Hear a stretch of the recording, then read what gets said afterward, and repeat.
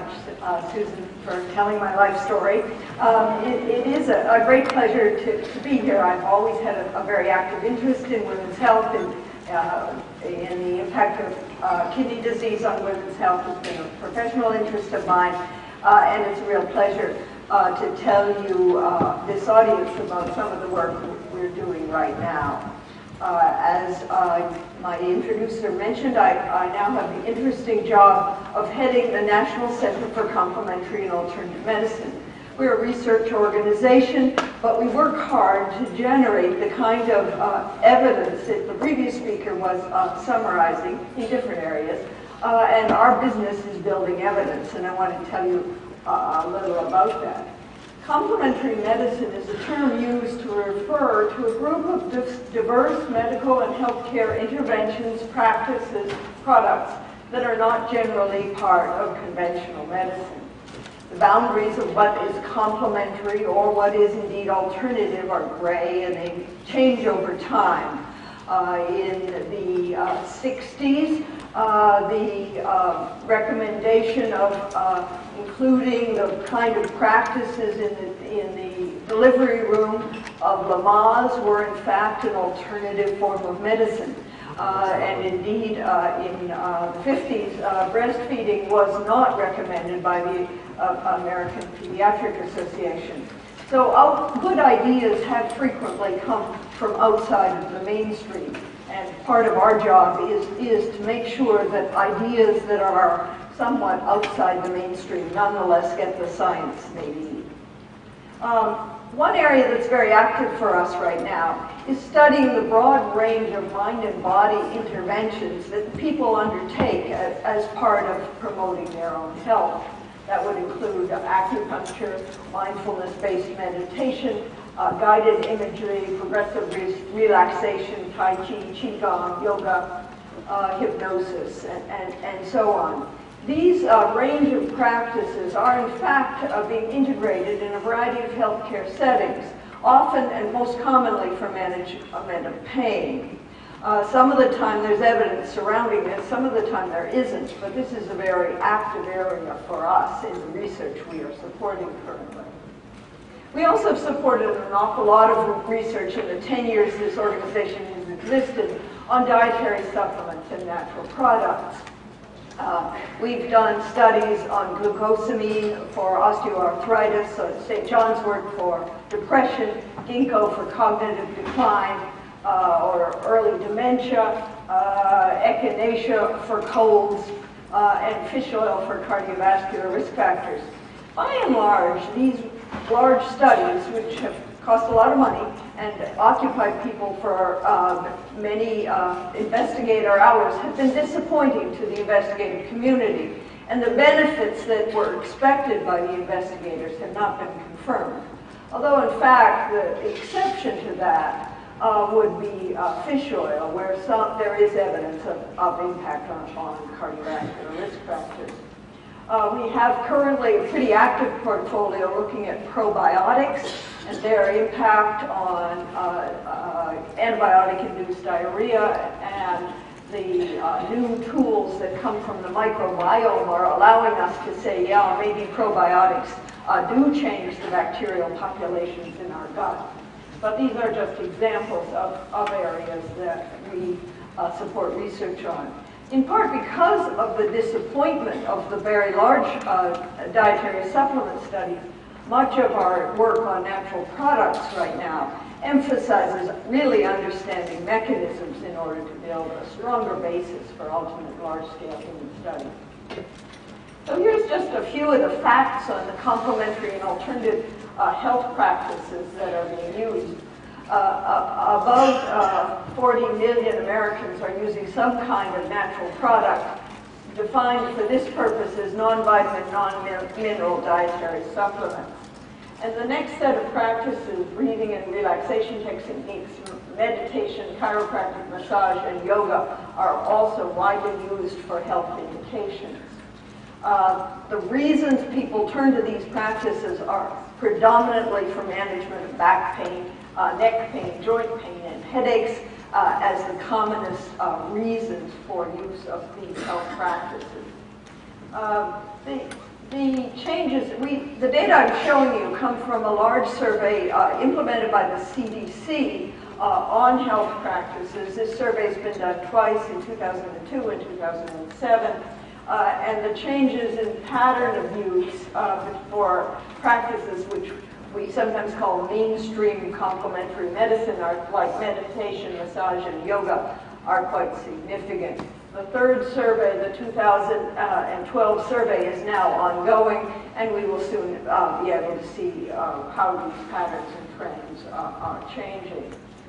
The reasons people tell the interviewers why they do these practices vary a lot depending on the practice. So the non-vitamin, non-mineral dietary supplements, which is the bar to the right, is primarily used for wellness, although a substantial subgroup of people are using this for treatment. In contrast, a practice like acupuncture is largely used to treat a painful condition. Acupuncture has been a reasonably lively component of our portfolio, and the work, by and large, is showing that acupuncture has substantial non-specific effects. But when the control is acupuncture needles placed on non-specific points with a very similar or identical ritual, the same change in pain modulation is seen. Here's just a quick summary of the epidemiology. Complementary and alternative medicine practices are used by about 40% of Americans and about 12% of children. The out-of-pocket spending for this is about $34 billion. It's actually about 1% of total healthcare expenditures, although about 10% of out-of-pocket costs. It's used in essentially all demographic groups, and women quite significantly and consistently are heavier users of complementary and alternative health practices. There's very sizable geographic variation. My staff call the Pacific Northwest the most hammy part of the country because of the very heavy use in that area. In the Midwest, chiropractors are, for many people, the primary care provider, and chiropractic is an important part of health practice in the central part of our country. There is, in general and very consistently, greater use in people with higher rates of education, and that effect persists even when you correct for income factors. So people with graduate education and MDs and PhDs actually use complementary health practices more than people with just a college education, something that always surprises my physician colleagues. So here's just a diagram we use to talk about the range of kind of research questions that we study.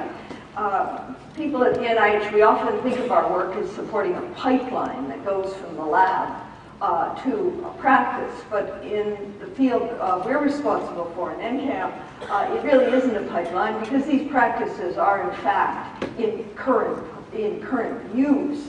And so we have to simultaneously think of the outcomes and effectiveness, how well is it actually working in the real world, as well as the basic mechanistic studies and the translational research and efficacy studies in between. We consider our job, like other parts of the NIH, to be building a hierarchy of evidence, a kind of hierarchy that was nicely illustrated, or the importance of the evidence was nicely illustrated by the previous speaker, with the top of that being guidelines. The NIH job is really the bottom three tiers of this: the basic biological understanding, rigorous human studies, and we do sometimes support the systematic reviews, and leave it to other parts of the federal government and professional organizations to finally do the final guidelines and conclusions. An area that's very active for us right now is research on the management of menopausal symptoms. Everyone in this audience is well aware of the data from the Women's Health Initiative and other things showing increased use of increased complications with hormone replacement therapy. And it is one of the main reasons that people turn to complementary therapies. We participated in an NIH State of the Science Conference on the management of these symptoms, and one of the clear conclusions was that we needed better alternatives for women for management of the bothersome symptoms associated with menopause. So we have been working in this area. We supported the development of an objective device which measures hot flashes. It is being used in a number of ongoing studies, and it's one of several devices that is available to actually provide a measure of the skin circulation and circulatory changes associated with a hot flash. And it is being used right now to look at the effect of relaxation exercises like yoga and on acupuncture on hot flashes, as well as looking at the impact of various replacement protocols. Another area that's important in our protocol is the question of whether plant-based estrogenic compounds can serve as alternatives to hormone replacement therapy, and I'll show you a little bit of the evidence that is coming out of that. The previous speaker referred to some of this, or in the conversation after that, there was some discussion of the fact that certain drugs may interfere by inducing P450 with the action of oral contraceptives. One of those is actually a widely used herbal supplement called St. John's wort, which, if used in high doses, can accelerate the hepatic metabolism of oral contraceptives. But we've also been supporting work that has looked at the impact of black cohosh red clover and soy supplements on estrogenic deprivation symptoms. Now I'm going to show you just a few highlights of some of the work that's been supported recently. This is a study on isoflavone soy protein supplementation, a large study led by Howard Hodes.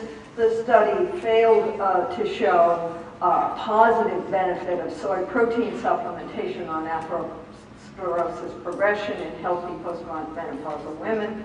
This study was supported by us and colleagues in a couple of the other institutes at the NIH.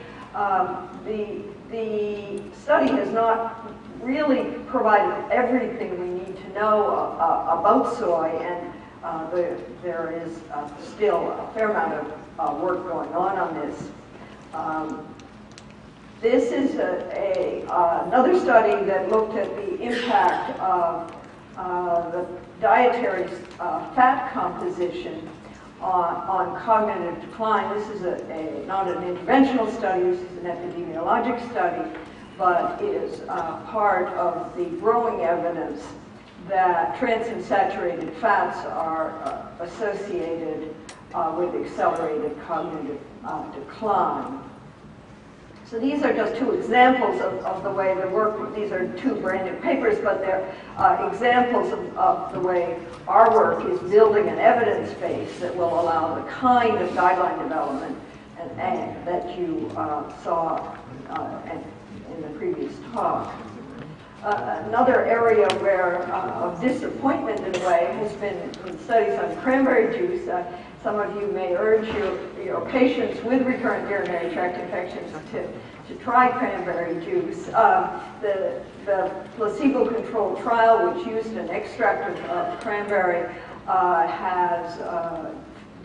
could not document the thing we all learned from our grandmothers, that cranberry juice might help, and I think the answer is pretty clear from this study. It doesn't preclude the fact that a high fluid intake is probably good for to prevent honeymoon cystitis, but cranberry juice does not seem to have specific benefits.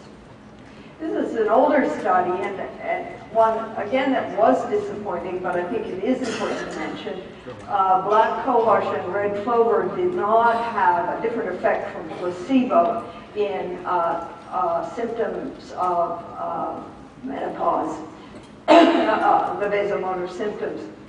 This study was performed about 4 or 5 years ago, It's relevant because black cohosh is a dietary supplement that is occasionally seems to be associated with severe hepatotoxicity, perhaps not because of the black cohosh itself, but of a contaminant. But this would be a reason I would certainly warn my patients against black cohosh. Now to turn to some of the areas where we are finding benefit of some of these health practices. This is a recent study published in the New England Journal. The lead author is Chen Wang. She did a very nice study in which women were randomized to a pretty intensive Tai Chi course or stretching exercise control. And the ritual and regular exercise of Tai Chi was effectively adopted by many of these women into their permanent lifestyle with really quite dramatic effects on the pain of fibromyalgia. This study is now being replicated in 3 sites, and we're very interested in seeing whether this kind of practice will be more broadly helpful. But it is an example where meditative exercise forms which combine relaxation and changes perhaps in body image do seem to be helping with the management of some of the challenging chronic functional pain conditions. This study prompted a story in the New York Times by Jane Brody in which she said, "A downside to Tai Chi, none that I see," which is to point out that these are practices that people undertake and incorporate into their lifestyle that may have modest benefits on the health condition, but may also contribute benefit in a variety of domains of life. And are one of the reasons why one can use these as a dialogue with patients about what they are doing for their health. So this is, again, an area of substantial focus for us right now. It is learning more about how we can encourage the various non-pharmacologic approaches to pain management and help people incorporate them into management. To return to that evidence triad, I just wanted to show you 3 examples that start with a basic study, a human study on exercise, move to a systematic review on how these approaches help with the management of back pain. And the one on the top is a guideline by the American Pain Society and the American College of Physicians that includes a recommendation that patients with acute and chronic low back pain should be encouraged to incorporate these practices. So I finally want to tell you the other part of our job other than research, and that is developing information material that may be helpful to you in your care of patients. This is our portal page on women's health. At the exhibit desk upstairs, there's some examples of some of the materials we develop. These complementary and alternative practices do pose real guidance problems for busy physicians. And I think many of your patients would find that the materials we prepare helpful in making their own healthcare decisions. I think it's useful for practicing docs to think of people's interest in these health practices as a positive evidence of wanting to take charge of their own health and not discourage it across the board, but recognize that although a few of these approaches and certainly a few of the dietary supplements pose some real health challenges, many of these approaches can safely be incorporated into people's attempts to be healthier. We have a monthly newsletter that we'd be delighted if you sign up for, and I'll certainly provide information about this to the organizers of this terrific meeting, that allows you to get in your email box a new kind of spam, a monthly newsletter for about these practices. And certainly we would love to hear from you of areas where you think definitive information for your dialogue with patients would be helpful. We consider that to be part of our job. So just a few quick acknowledgments. Most of the numbers I showed you on patterns of use, and indeed the new 2011 survey led by Richard Ney and Barbara Strussman and Pat Barnes. And there's our phone number if you have ideas of things we're not doing that you think would be helpful. Thank you very much.